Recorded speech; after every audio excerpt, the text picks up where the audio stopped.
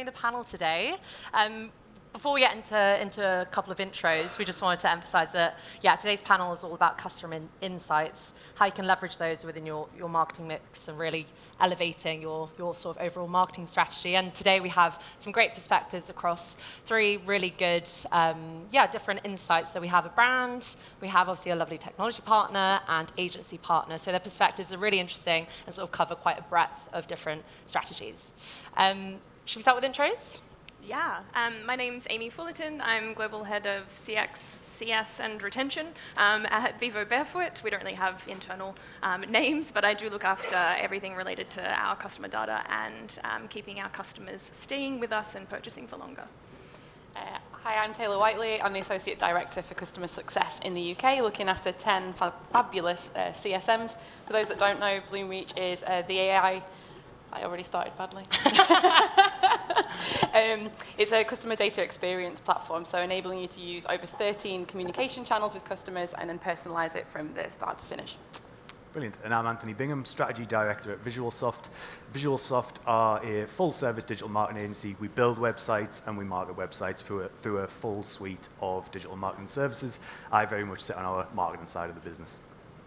And then for anyone, I'm Hannah, I'm at Mention Me, and I'm the Partnerships Manager, so I get to manage all these lovely people today. So I think we've heard a lot about trust and authenticity today, and it's a big topic of discussion. It's what we're in the business of.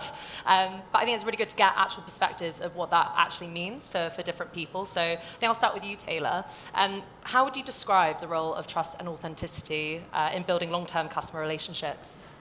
I think trust and authenticity is foundational to building customer relationships. It's kind of like any relationship. If you're going on a first date or you've been set up by a friend, you're already off to a good start, let's say. You're kind of a step ahead. So having that trust and authenticity from the minute that somebody lands on your website is so, so important, especially in today's age where a lot of the time the customers are moving between physical touch points to multiple digital touch points. You want to make sure that that experience is seamless across those channels. The stats tell us that 82% of people are willing to provide information about themselves in order to have that personalized experience. So that's something that all brands should be tapping into. If you're going to ask somebody about their preferences, what they want to hear from you, then make sure that you're using it. There is nothing worse than someone asking for your number, not on a date, but on a website, asking for your number and then not using it, or asking you what you want to hear about and then hearing about everything anyway. So I think it's really important to start building that trust, and when you ask a customer to share their information with you, then using it sensibly in order to build a more kind of genuine and authentic experience as well. So collecting all of that first-party customer data alongside behavioral analytics, alongside purchase data, predictive analytics, whatever it may be, to tying it into like that seamless customer journey from start to finish. So. I can probably add to that it's systems and gathering your data from different touch points and over time, but it's also about consistency. And so it's an age-old process that we're often in CRM land where I come from, is just trying to execute like really good sequential marketing offsite to onsite. And we heard from influencers earlier today where they're really talking in their own way, an authentic way to their community. And often, particularly at Vivo, our bread and butter is our community and advocacy program. We've grown for 13 years exponentially because of word of mouth, and that's where I call it the sort of like the gold dust sits, is trying to connect customer referrals with our affiliate and influencer marketing and feed that program. But often we fall over at Vivo by not having a transition that's really seamless from offsite to onsite. And so it's such a common goal to try and have paid organic e-com, content, brand all trying to work together, and it's not as easy as it seems to achieve, and we're even struggling with it, but it's something that I do really fundamentally believe builds trust and authenticity from the get-go. Yeah, absolutely.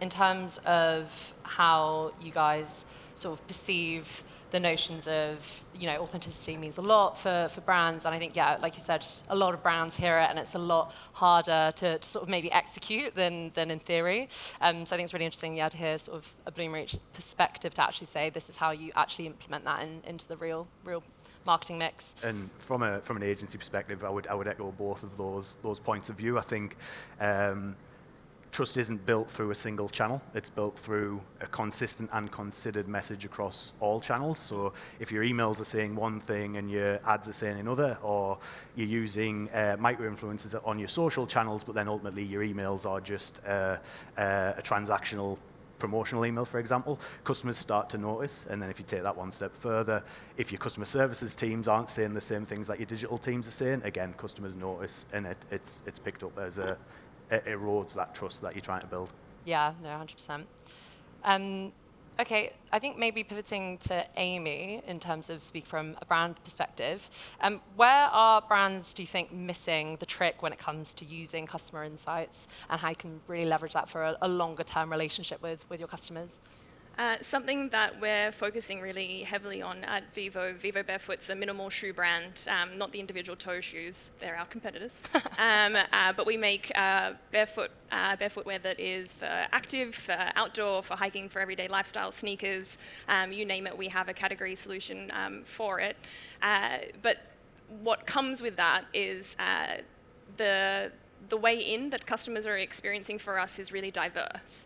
And that has resulted in a lot of research over the last maybe 18 months to go from a very product-focused brand into a customer insight-led brand. You'd think for after 13 years, we kind of know exactly who our customers are, and that is true. We have a concept that we call conscious mavericks. We don't have a really strict defined segment or persona that we dictate as our primary only core customer.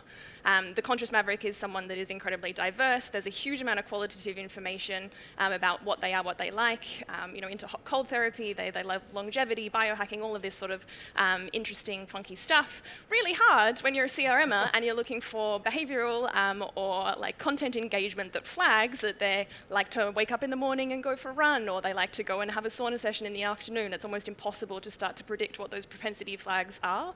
And so it's been, I guess, like the key trick that they were missing before the CRM team really expanded was the fact that we were kind of trying to work in a really rigid fashion with our systems and with the assumptions that we were making. And it was this classic CRM case of, they've come to the site, they've abandoned their cart, send them email.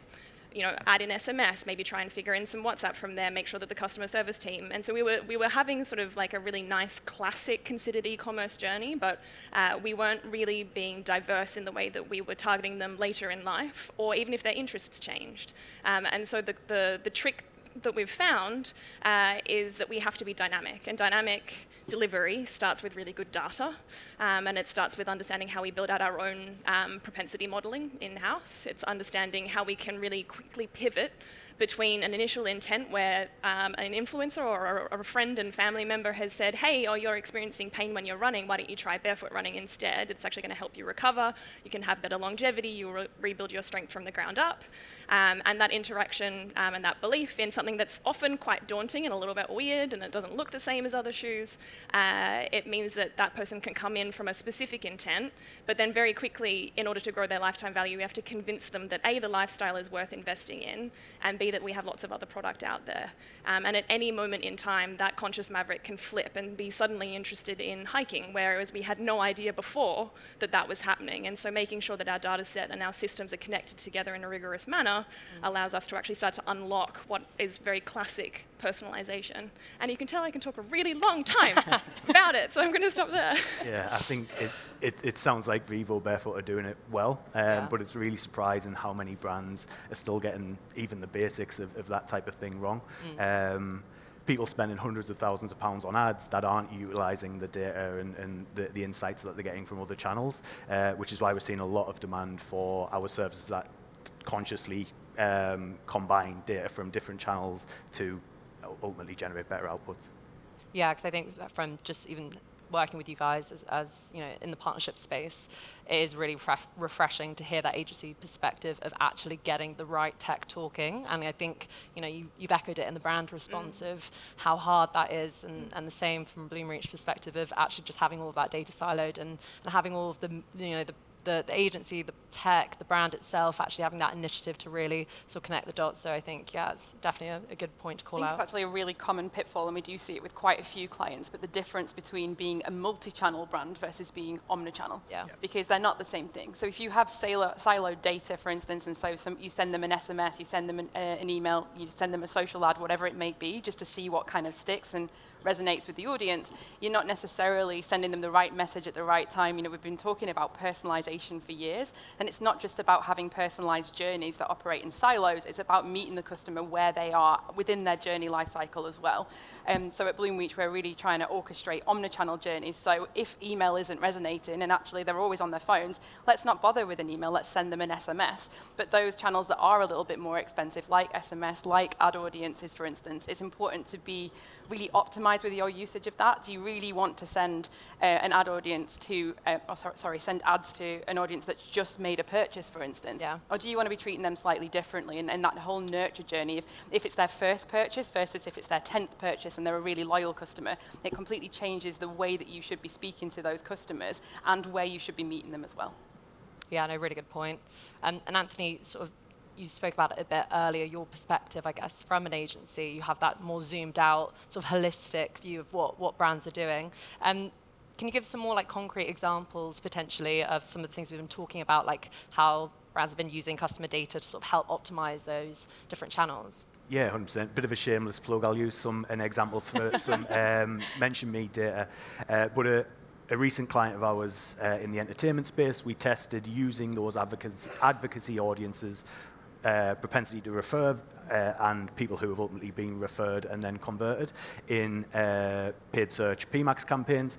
And we saw, off the top of my head, 20% increase in ROI using those audiences versus sort of the baseline that we'd established, and a 36% increase in average order value.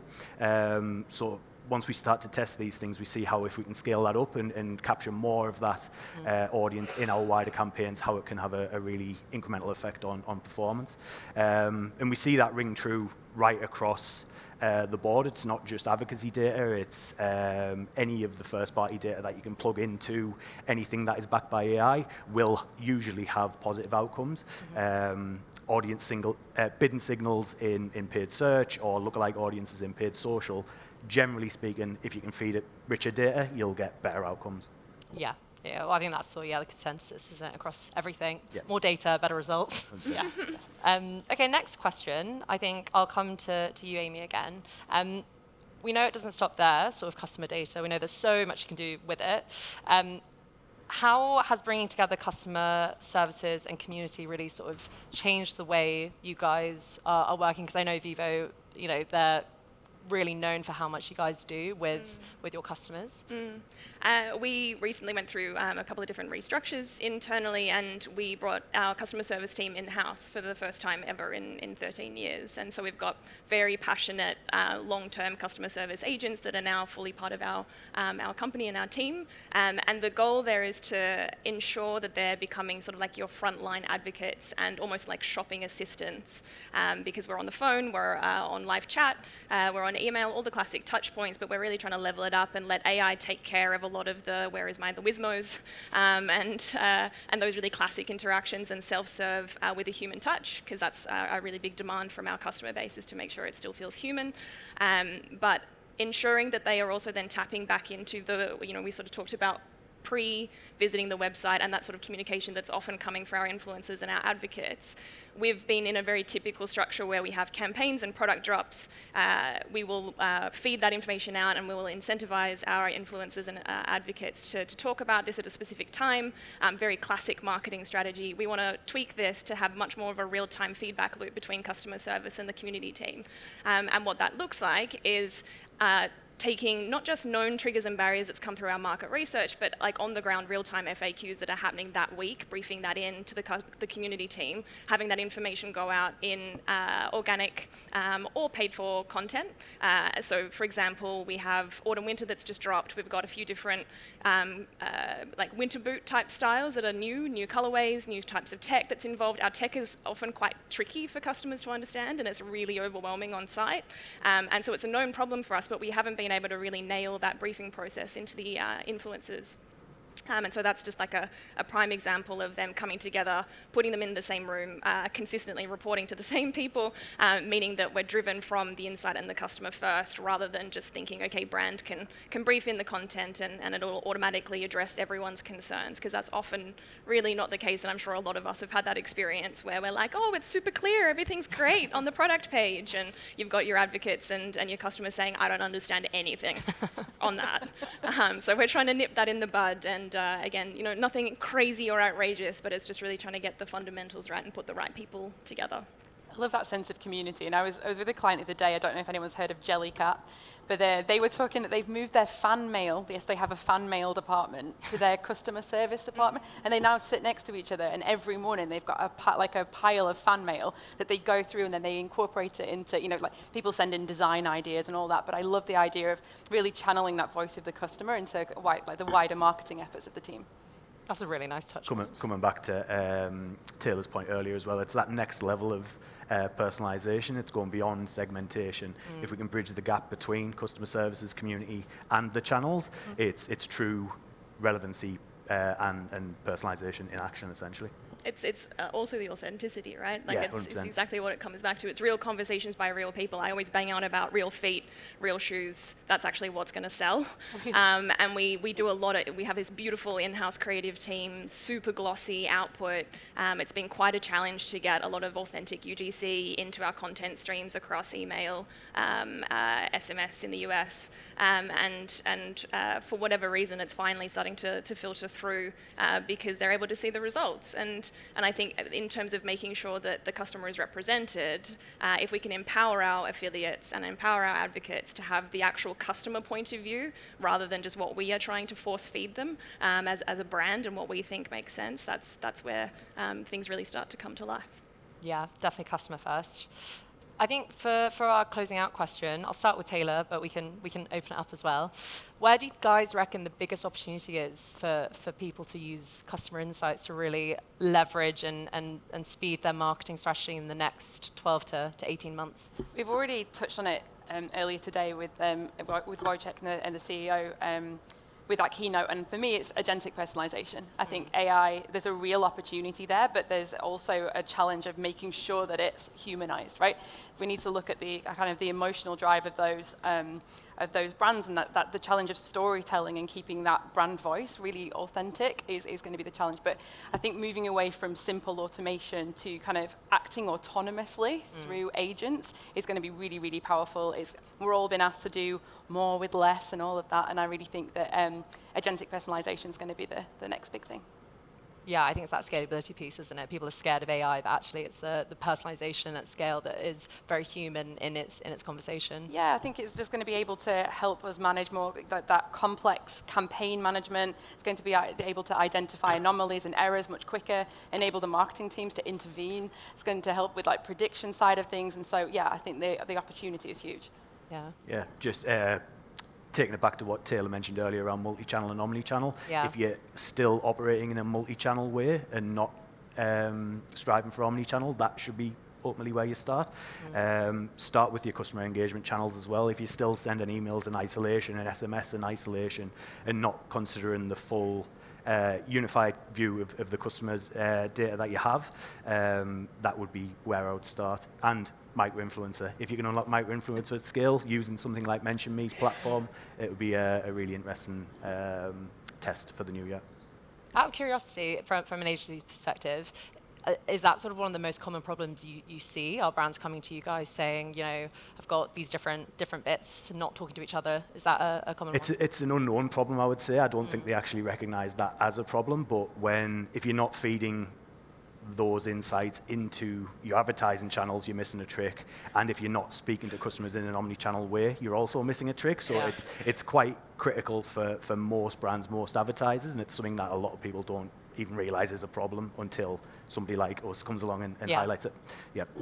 I would expand on that in the sense that I'd love to start seeing us combining different data sets that we haven't necessarily traditionally worked with before. Yeah. An example that we're doing at the moment is using advocacy touchpoints and data points that Mentomy is able to provide us, and overlaying that with RFM modeling that Bloomreach is providing us, and just sort of starting to understand that just because someone isn't buying with us regularly doesn't mean they're a lapsing customer or falling dormant. And it can be as simple as that, is that you've got two very different ways to activate people that are very much in love with your brand. Just because they're not necessarily purchasing does not mean they're invaluable. Yeah. That's a great point to end on. Thanks so much, everyone, for listening to the panel. Thanks.